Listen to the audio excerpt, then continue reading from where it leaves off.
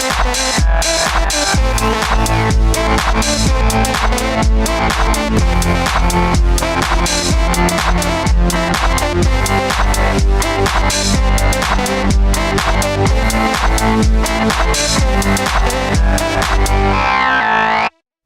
folks, I'm Matt and welcome to My Expanding Universe, a show where I go through the entire EU in chronological order as best I know how. Why did I start singing? Alright, so today we're going to go over a Star Wars clone novel, not one but two. It was called Star Wars Medstar. It was written by Michael Reeves and Steve Perry. The first book was called Battle Surgeons and the second one was Jedi Healer. And this one, Separatists and Republics are fighting over a wonder drug called Bota with healing capacity that is on the planet Drongor. I forgot the name of the planet. Drongor, I think. Okay, so what do I love about this story? Well, several things. First off, Brie Sophie is in it.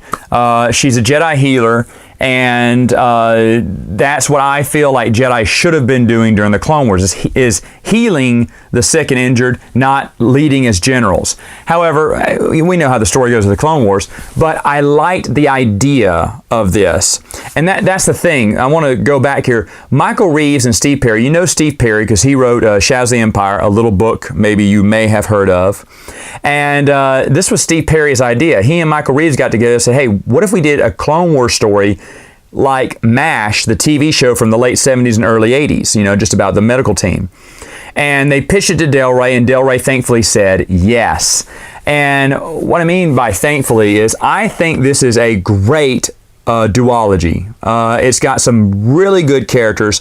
The main character is Josh Vondor. He is a surgeon, and just a human male surgeon. And then you have Zan Yant, who is a Zabrak surgeon and one of his best friends, and also is a musician as well. So he plays music too. And I really liked their relationship together and how they converse. This isn't something that has action, action, action. It has a lot of sit down and talk stuff, which you really enjoy. You're thinking, oh, Matt, not much action and it's a Clone Wars war novel? I'm not interested.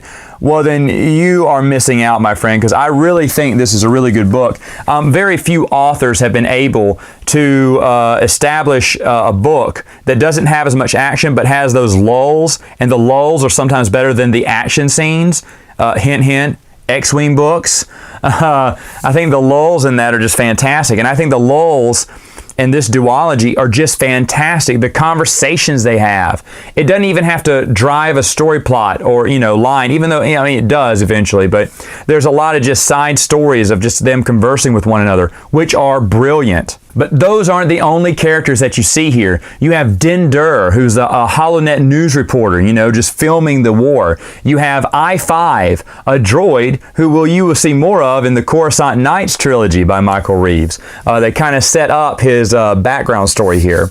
Let me see, Black Sun is in it because Steve Perry, of course, wrote Shaz the Empire, which created Black Sun, so he wanted to put a Black Sun storyline in there. And Yuli Davini from the Death Star novel, which I'll talk about way later, is also featured in this. So there's a lot of connections to other stories within the EU in just this little duology. There even is a wink wink connection to the Hitchhiker's Guide to the Galaxy, which both Reeves and Perry were huge fans of. And so they make just a brief hint at the Hitchhiker's Guide to the Galaxy. And if my brother wasn't such a big fan, I would have missed the clue. It's very, very random, but it's in there.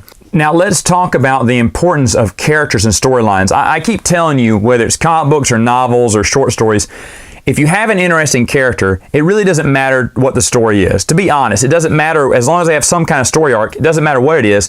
If we have interesting characters, we're going to love it. And I think Medstar fits that bill. There are so many great characters in this duology. All the ones I mentioned, you will be engrossed upon. Brie Sophie is even interesting in this, and she's basically a no-name Jedi in a way.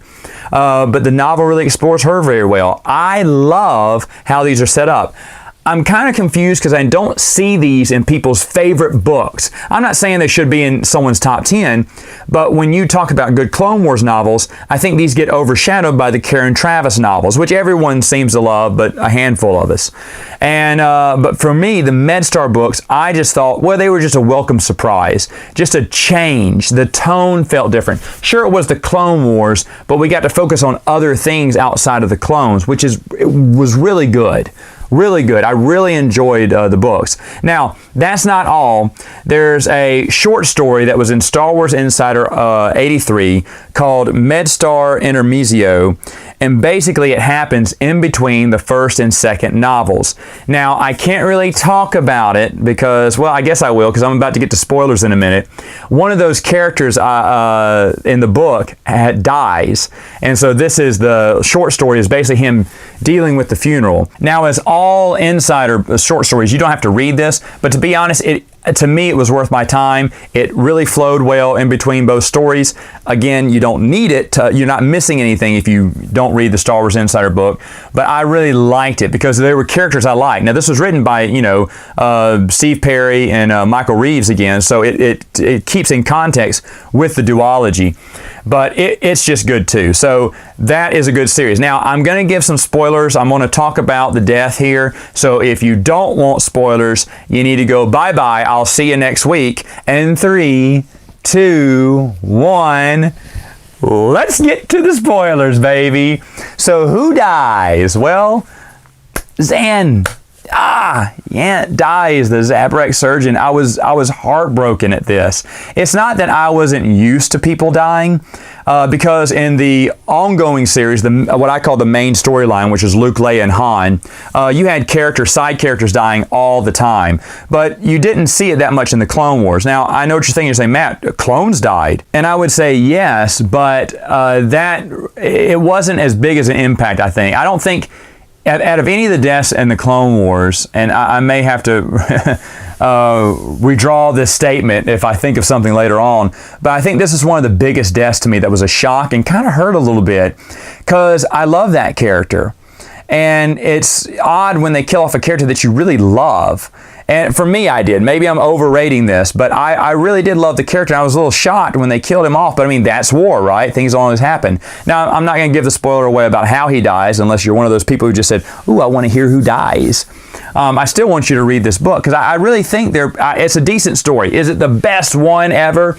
No. Is it one of the best ones out of the Clone Wars novels? Yes, I would say it is because I really did like it. And this is just one of the many ideas that Steve Perry had. And I'll talk more about Mr. Perry later on when we get to his other book. But Michael Reeves wrote some. Both of these authors are amazing, and I think that's really what made this a driving force within the storyline, was you had these two great authors coming together and putting their best ideas in a duology. It doesn't spread out into a trilogy, just a duology, and that's just enough to give you a great, great story. All right, folks, that is all the time I have for now. I'll see you next time with another video.